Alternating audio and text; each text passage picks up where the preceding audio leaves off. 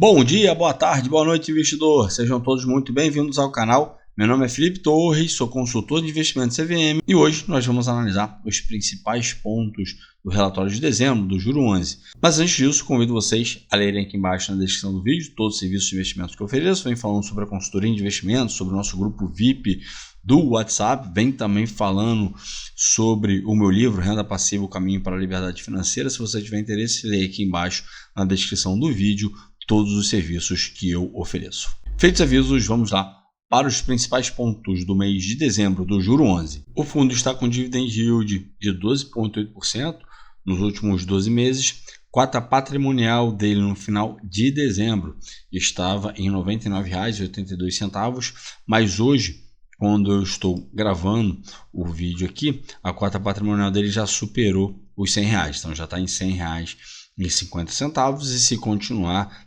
dessa forma, no final do mês o fundo tem tudo para distribuir os rendimentos. Nesse mês agora houve uma diminuição na distribuição do fundo. O fundo vinha distribuindo de forma recorrente R$1 por cota, mas por conta da abertura forte que nós tivemos no mês de dezembro, enfim, já estava tendo uma abertura forte na curva de juros, mas no mês de dezembro essa abertura se intensificou e aí isso daí marcou de forma negativa o fundo, e aí houve uma redução no valor patrimonial do fundo por conta disso, e por conta dessa redução no valor patrimonial do fundo que ele realizou essa distribuição de 50 centavos.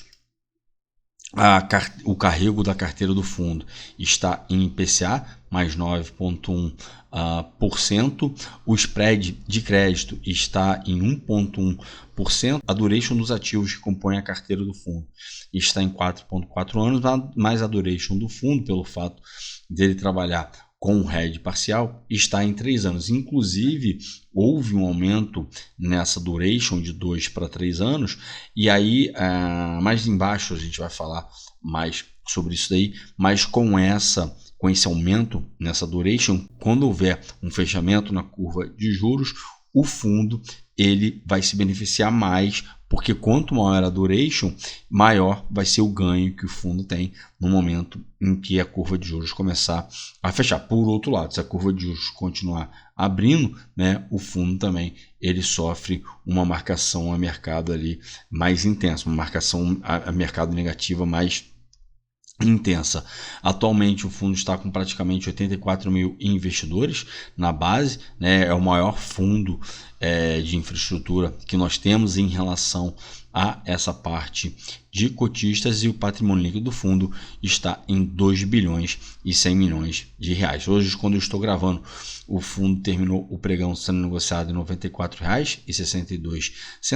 Um ponto interessante, agora a Sparta ela colocou aqui no site do Juro 11 uma tabela de sensibilidade muito legal. Isso aqui realmente era um ponto que faltava nos fundos ali da Sparta. Então aqui agora a gente tem essa tabela de sensibilidade, e nesse preço que ele fechou o pregão hoje, vamos botar aqui um pouco acima de 94, que vamos botar mais para 95 do que para 94, vai estar ali com uma taxa média líquida de IPCA mais 9,4%, algo próximo disso daí.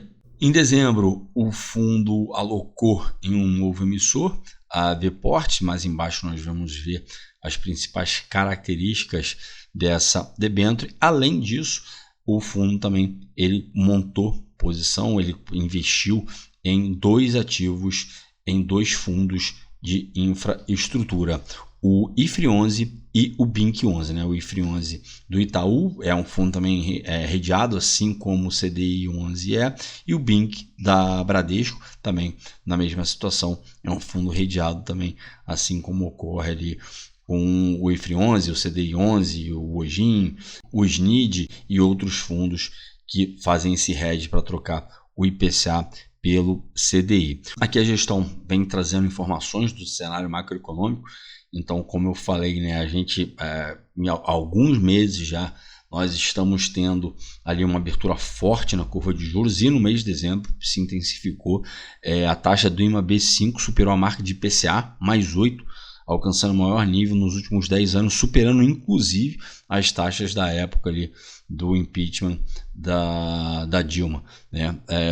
E aí, por conta disso daí, no IMAB5 teve um retorno de menos 0,3% no mês, e esse daí foi um dos principais fatores que levou à redução no valor, né, de distribuição ali que o fundo fez, justamente por conta dessa marcação a mercado negativa que o fundo sofreu.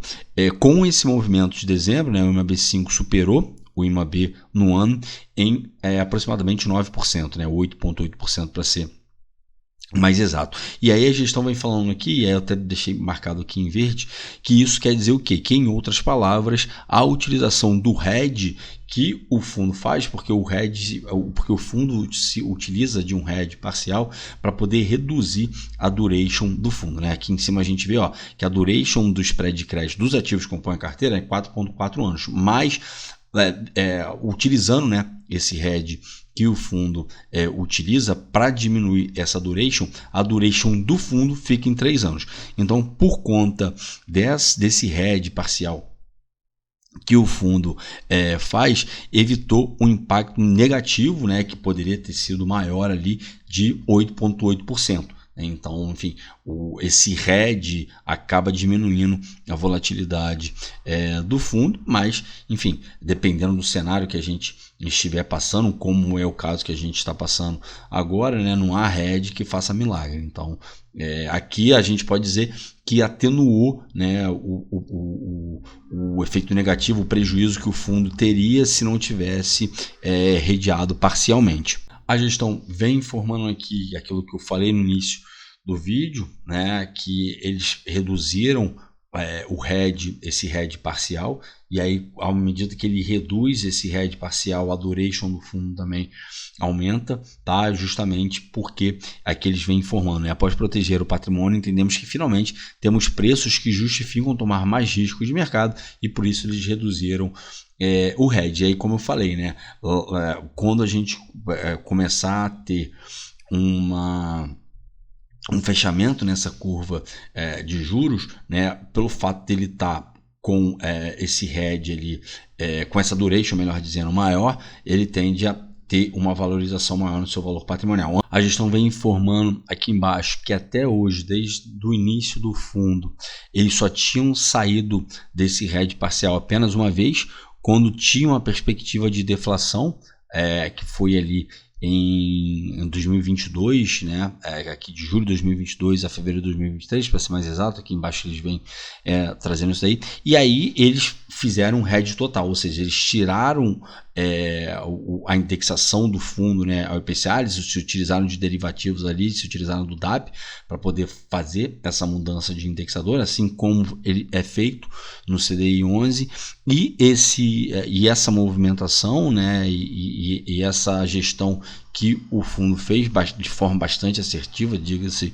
de passagem, contribuiu ali com um acúmulo de 1,6%, ou seja, eles conseguiram ter um retorno ali, né, um incremento de 1,6% na rentabilidade do fundo pelo fato de terem realizado essa movimentação. Aqui eles vêm trazendo o racional pelo qual eles aumentaram a duration no fundo. Inclusive isso daqui eu já falei em alguns outros vídeos aqui do canal, principalmente quando a gente fala ali sobre o BOSB. Inclusive eu fiz um vídeo também falando sobre essa questão especificamente ali do BOSB, que é essa situação de que quando a gente, né, aumenta ou diminui a duration do fundo, né, quando a gente tem uma duration maior, uma duration menor, isso daí reflete, né, numa sensibilidade maior ou menor em relação à abertura e fechamento na curva de juros. E aqui eles vêm trazendo aqui um exemplo, porque o que ocorre é o seguinte: quando você tem, né, por exemplo, vamos imaginar que eu tenha ali uma duration de 3 anos, tá? Se eu tenho um fechamento na minha curva de juros de 1%, aproximadamente eu vou ter uma valorização naquele meu ativo de 3%, porque eu vou pegar ali a duration daquele ativo e multiplico ali por esse fechamento na curva de juros de forma bem só para a gente ter um norte, né? É algo próximo disso daí, tá? Mas por outro lado, né? Se eu também tenho, né, uma duration maior e eu tenho uma subida de 1% na minha curva de juros, isso daí vai refletir em uma marcação negativa no meu ativo de menos 3%. Então, isso aí funciona tanto para o lado positivo quanto também para o lado negativo. E aí aqui, pelo fato deles terem conseguido, né, aumentar essa duration aqui, eles vêm trazendo aqui um exemplo e vem trazendo aqui essa situação, que a duration do risco de mercado, que estava na casa de 2 anos, passou para 3 anos. Para ilustrar, isso significa que se as taxas dos títulos públicos indexados ao IPCA caírem 1 ponto percentual, o IMAB5 deve ter um impacto positivo de 2%, enquanto o fundo vai ter um impacto positivo de 3%, justamente porque houve esse aumento na duration do fundo. E aí aqui embaixo eles vêm trazendo aquilo que eu também já comentei aqui, que eu deixei até marcado em amarelo, né? O efeito colateral de tomar mais risco, ou seja, aumentar a duration do fundo, é que a cota patrimonial pode oscilar um pouco mais, justamente por conta disso que eu já expliquei aqui para vocês. E aí um ponto que merece ser enaltecido aqui, enfim, eu falo ali com bastante frequência, né?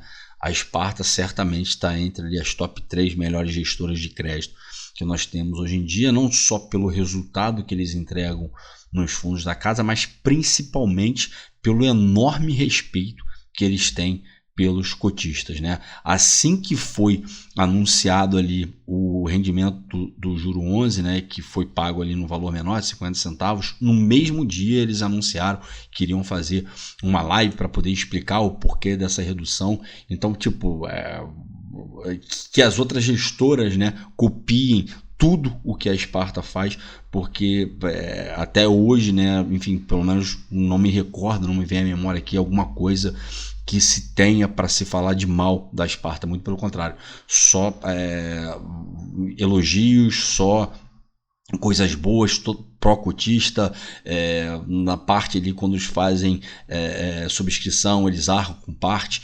dos custos ali, a própria gestora, né, arca com os custos, quando antes de integralizar as cotas, eles distribuem o que eles têm de reserva, justamente para que isso daí favoreça os cotistas mais antigos, essa transparência que eles têm, essa preocupação que eles têm de sempre estar informando para os investidores o porquê disso, o porquê daquilo. Então, poxa, que as outras gestoras, né, copiem tudo de bom que a Sparta faz, porque como eu falei, até hoje não tem pelo menos eu não me recordo de ter tido algum ponto que você fala assim, putz, isso daqui não ficou legal, isso daqui não ficou muito bom. Então, parabéns, Sparta, continuem fazendo esse trabalho impecável que vocês sempre vêm fazendo. Aqui eles vêm informando sobre os FIINFRAs listados na bolsa que foram acrescentados no portfólio, né? Então eles vêm falando aqui da compra do IFRI 11 e também do BINC 11, que eles entendem que estavam com um desconto ali, com um deságio bastante interessante em relação ao valor patrimonial, e aí que eles vêm trazendo, né, os motivos que fizeram com que eles tivessem optado por investir nesses dois fundos, né? Então, vem falando aqui a convergência, né, para a cota patrimonial. Então, enfim, por conta desse deságio, por conta desses descontos que tem, o que pode aumentar ainda mais a taxa de retorno desse investimento nesses fundos.